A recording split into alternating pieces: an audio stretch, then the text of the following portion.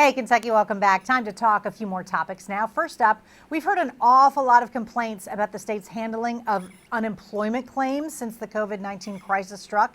Now there's news that about 675 people hired by Kentucky to help with that Herculean task are no longer on the job.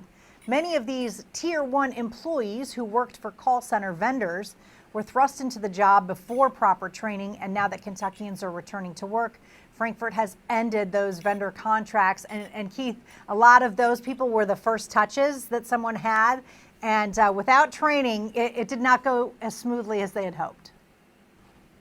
Still, it's so disheartening because you think by now they're kind of getting the hang of things, and there are still people that are in need of help, some that haven't even gotten those first calls back. So that's kind of bothersome to me. Yeah, there's still, several hundred people working on it. But yeah, no, 675 people gone. All right, the recovery from the COVID-19 crisis has been derailed for some businesses in Kentucky during the racial protests. In Louisville, the heart of downtown is boarded up and mostly vacant. Looters have targeted many shops on 4th Street, and those that aren't shut down still feel the effects of less foot traffic. Keith, this not an easy spot to be in, especially if you're, say, a restaurant owner or a bar owner on 4th Street right now. Yeah, and like normally a lot of those downtown businesses would close down, 5 o'clock or so. But there are some of those, especially on 4th Street, that are open throughout the night. And so that's why they're probably having those concerns. Yep. This weekend marked the return of movies at the DriveIn Theater in Bourbon County. It's been a staple of the community since the 1980s. The theater resumed service on Friday at 50% capacity.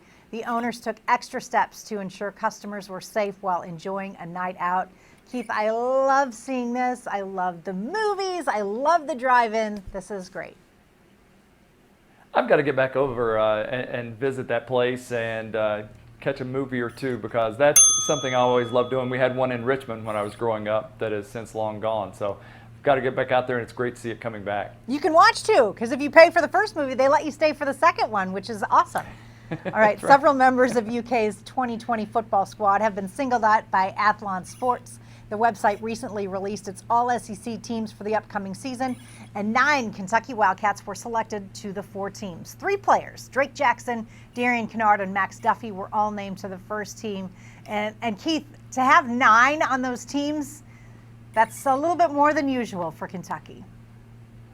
I mean, 3 first-teamers. Don't you remember when it's usually just 3 Wildcats? Yes, I mean, and they were on the honorable mention. To have 9. I know. Yeah, yeah, most certainly. You'd have maybe a 3rd teamer at best and then honorable mention. So this is incredible with the job they're doing. So cool. All right, the Detroit Pistons are about to make some big changes in their front office and hire some new people, and former UK star Tayshaun Prince is reportedly in the running for one of those positions. The local paper reports that the Pistons may hire both a GM and an assistant GM, and Prince is a strong candidate for the latter. Keith, he's been in the front office of the Memphis Grizzlies for a couple of years now. He would be perfect. Would love to see him get this. I mean, nobody deserves it more, because he is a calm, cool character. He's a smart guy. He knows the game. He's been in the NBA for a long time now. So I think it'd be a super hire. And he's super ingrained in the Pistons franchise as well. So it'd be awesome. All right, tonight's wrap-up is next as Hey Kentucky continues.